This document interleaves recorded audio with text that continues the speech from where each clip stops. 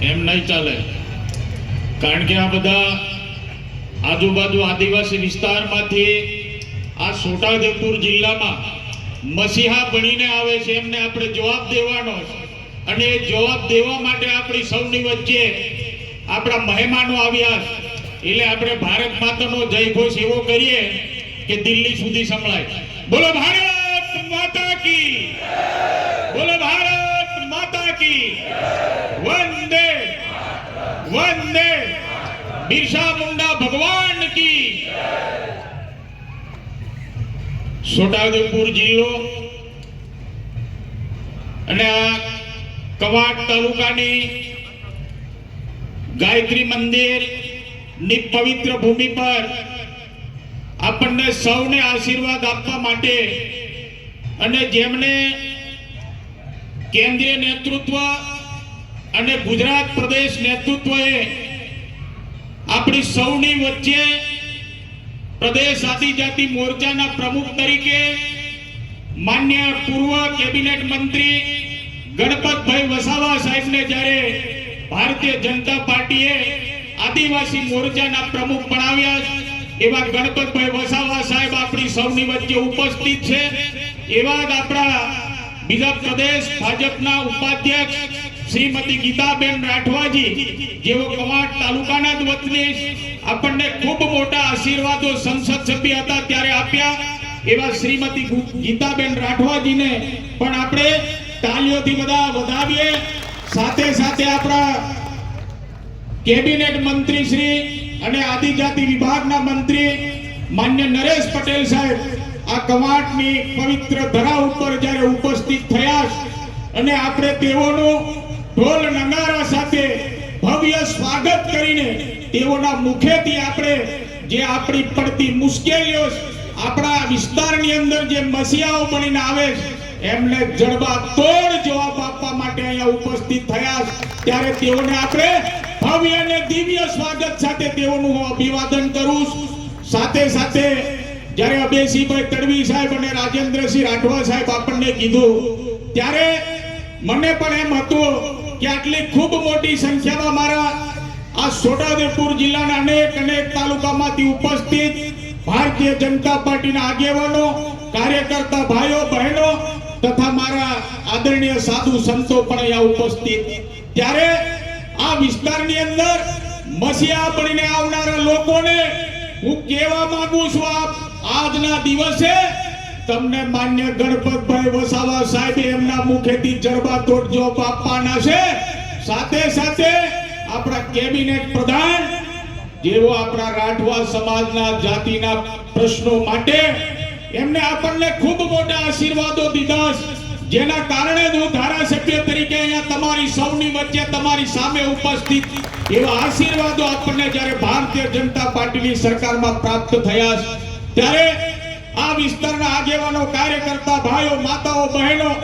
આદરણીય સાધુ સંતોને કહેવા માંગુ કોંગ્રેસની સરકાર વર્ષોથી રાજ્યમાં અને કેન્દ્રમાં રાજ કરતી હતી। આપણને બધાને ખ્યાલ છે આદિવાસીઓના મસીહા કોને કહેવાય કે ગોજારિયા ગામે એકલવ્ય મોડેલ સ્કૂલ જીએલઆર સ્કૂલ આપણને દીદી કોની સરકારમાં તો કે ભારતીય જનતા પાર્ટીની સરકારમાં દેશના પ્રધાનમંત્રી નરેન્દ્રભાઈ મોદી સાહેબના આશીર્વાદો થકી આપણને આ વ્યવસ્થા મળી તો આપણે બધા નક્કી કરી આદિવાસીઓના મસીહા કોણ કહેવાય તો આદિવાસીઓના મસીહા દેશના પ્રધાનમંત્રી નરેન્દ્રભાઈ મોદી સાહેબ અહીંયા ઉપસ્થિત આપણા ગણપતભાઈ વસાવા સાહેબ અને આપણા નરેશ પટેલ સાહેબ આપણા આદિવાસીઓના મસીહા। બીજી પણ તમને વાત કહેવા માંગુ આ વિસ્તારની અંદર ખૂબ ગુમરાહ કરીને મારા ભારતીય જનતા પાર્ટીના કાર્યકર્તાઓએ દેશના પ્રધાનમંત્રી નરેન્દ્રભાઈ મોદી સાહેબના હૃદય સાથે જ્યારે મારો કાર્યકર્તા જોડાયો ત્યારે અહીંયા તમને હવે જડબાતોડ જવાબ આપીને આજ ભારતીય જનતા પાર્ટીની સરકારમાં તમે વર્ષોથી પ્રશાસનમાં હતા શાસનમાં હતા પરંતુ અમારા આદિવાસી વિસ્તાર માટે ઉમર ગામથી અંબાજી વિસ્તાર માટે કોઈ પણ પ્રકારની ચિંતા કરી નથી। જ્યારે દેશના પ્રધાનમંત્રી નરેન્દ્રભાઈ મોદી સાહેબ રાજ્યના મુખ્યમંત્રી હતા ત્યારે આપણને બધાને ખ્યાલ છે હું અહીંયા ગર્વથી કહેવા માંગુ છું, ગણપતભાઈ વસાવા સાહેબ કેબિનેટ પ્રધાન હતા, નરેશ પટેલ સાહેબ પ્રધાન હતા, રાજ્યના મુખ્યમંત્રી તરીકે દેશના પ્રધાનમંત્રી નરેન્દ્રભાઈ મોદી સાહેબ હતા, ત્યારે આપણને બધાને ખ્યાલ છે કે આ છોટાઉદેપુર જિલ્લાની અંદર સરકારના માધ્યમથી ચાલતી વિજ્ઞાન પ્રવાહની શાળાઓ આપણી પાસે નહોતી, માધ્યમિક શાળાઓ આપણી પાસે નહોતી, વિજ્ઞાન પ્રવાહની શાળાઓ નહોતી, ઉચ્ચતર માધ્યમિક શાળાઓ નહોતી, પરંતુ ભારતીય જનતા પાર્ટીની સરકારમાં વનબંધુ કલ્યાણ યોજના હેઠળ શેવાળાનું ગામ હોય, આંબેશ્વર ગામ હોય, હાથીખાણ ગામ હોય, ચીચબા ગામ હોય, કવાંટની વિજ્ઞાન પ્રવાહની શાળા હોય, દેવત ગામની માધ્યમિક શાળા હોય, અસાર ગામની માધ્યમિક શાળા હોય, બડિયા ગામની માધ્યમિક શાળા હોય, સખાંદ્રા ગામની માધ્યમિક શાળા હોય, આ આશીર્વાદો આપણને દેશના પ્રધાનમંત્રી નરેન્દ્રભાઈ મોદી સાહેબના આશીર્વાદ અને રાજ્યના સન્માનીય મુખ્યમંત્રી ભૂપેન્દ્ર પટેલ સાહેબના આશીર્વાદો આપણને પ્રાપ્ત થયા છે. અહીંયા આજુબાજુથી આદિવાસી વિસ્તારમાંથી મસીહા બનીને આવે છે. તમારી સરકારો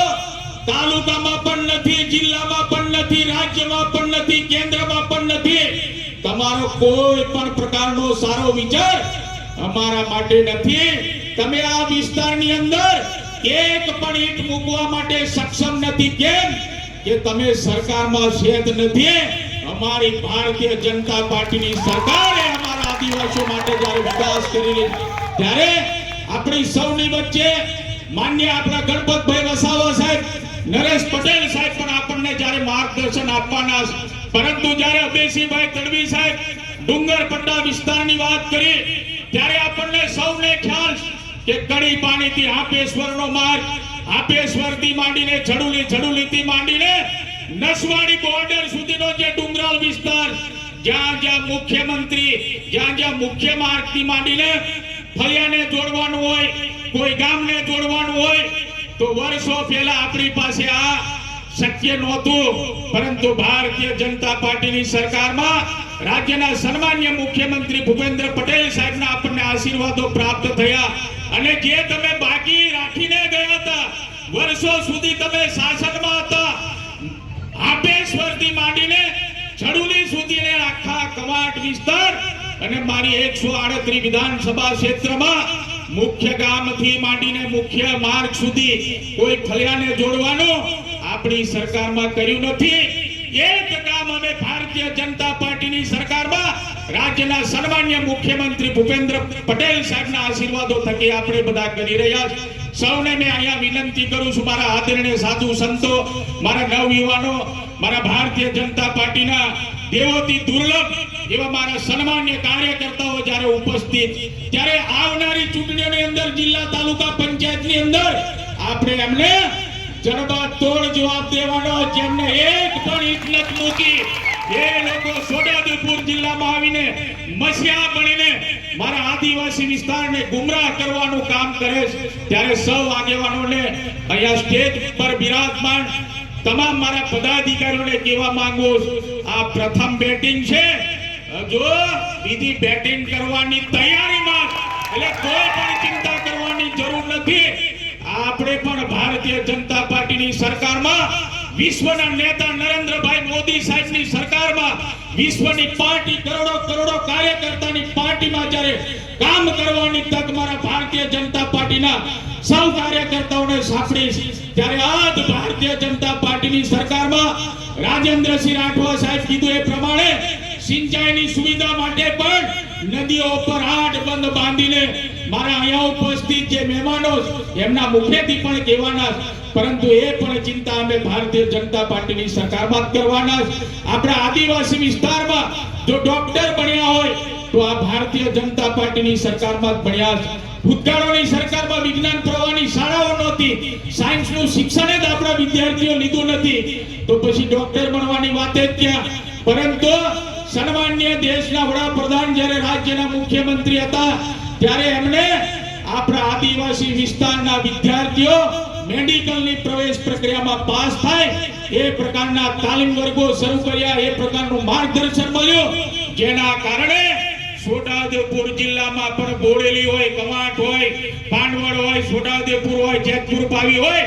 ત્યાં દરેક જગ્યાએ રાઠવા કમલભાઈ, રાઠવા ભરતભાઈ, રાઠવા ફલાણાભાઈના બોર્ડ લાગ્યા છે. એનું કારણ ભારતીય જનતા પાર્ટીની સરકાર અને દેશના વડાપ્રધાન નરેન્દ્રભાઈ મોદી સાહેબના આશીર્વાદો આપણને પ્રાપ્ત થયા છે. હજુ પણ જે કામો બાકી રહી ગયા છે એ કામો માટે ફરીથી પણ છોટાઉદેપુર જિલ્લાનું જે ભારતીય જનતા પાર્ટીનું નેતૃત્વ